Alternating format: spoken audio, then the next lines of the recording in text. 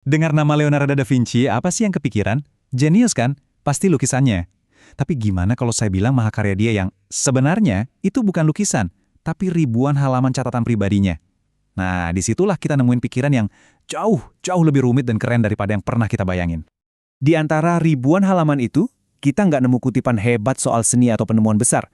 Malah, kita nemu perintah aneh ini buat dirinya sendiri. Aneh kan? Tapi ini nih kuncinya buat ngerti cara berpikirnya yang nggak pernah istirahat. Coba deh pikirin, orang kayak gimana sih yang nanyain hal begitu? Ini kan bukan pertanyaan praktis buat bikin lukisan atau mesin. Ini tuh murni rasa penasaran, tanpa batas.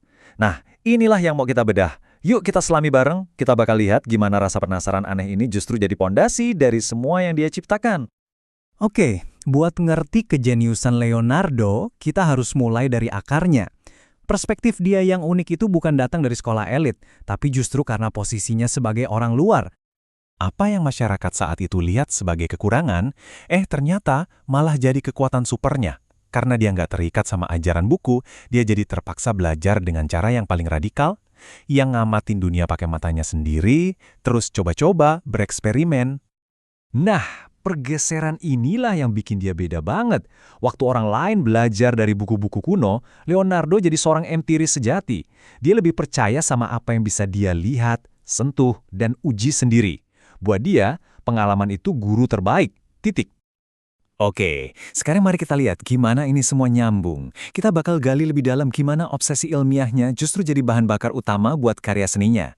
Ini bukan dua dunia yang terpisah loh. Buat Leonardo, seni dan sains itu ya satu kesatuan. Ini nih konsep utamanya. Buat Leonardo, ngelukis orang marah, sedih, atau kaget itu bukan cuma soal raut muka.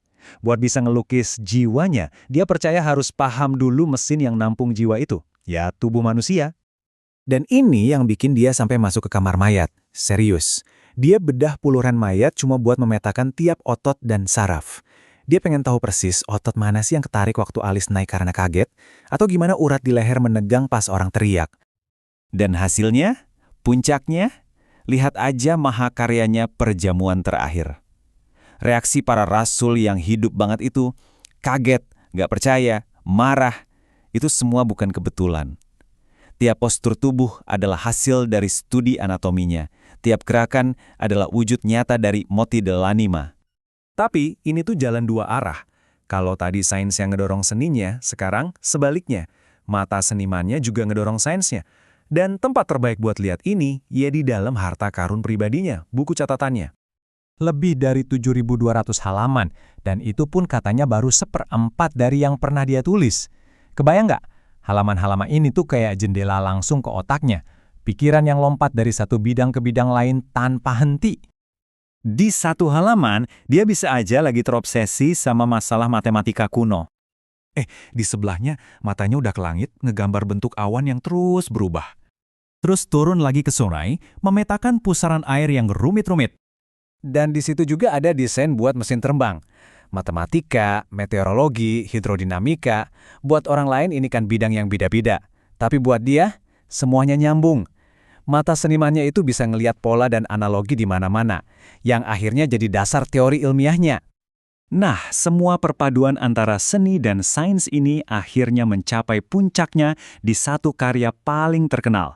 Ini bukan sekedar potret loh, ini adalah sebuah tesis utuh tentang alam semesta. Jadi, intinya Mona Lisa itu bukti pamungkas dari metodenya. Senyumnya yang kayak hilang timbul pas kita liatin, itu karena pemahamannya soal cara kerja mata kita, soal optik. Pemandangan di belakangnya, itu studi geologinya tentang erosi. Dan sosoknya yang hidup, itu pengetahuan anatominya yang super dalam. Semua bidang ilmu ketemu di satu panel kayu ini. Jadi, apa dong yang bisa kita pelajari dari pikiran sehebat ini? Kita yang hidup 5 abad setelahnya. Ternyata, pelajarannya masih relevan banget. Leonardo nunjukin ke kita kekuatan rasa ingin tahu yang gak ada matinya. Kekuatan buat melihat dunia bukan sebagai kotak-kotak terpisah, tapi sebagai satu jaring raksasa yang saling terhubung. Kreativitas sejati itu lahir bukan dari spesialisasi yang sempit, tapi dari kemampuan kita nyambungin titik-titik yang kelihatan yang gak berhubungan. Ini pertanyaan yang ditinggalkan Leonardo buat kita semua. Di dunia yang makin hari makin terspesialisasi, mungkin pelajaran terbesarnya adalah untuk sesekali keluar dari jalur kita dan nanya hal-hal aneh, seperti yang dia lakuin tentang lidah burung pelatuk. Terima kasih sudah menyimak.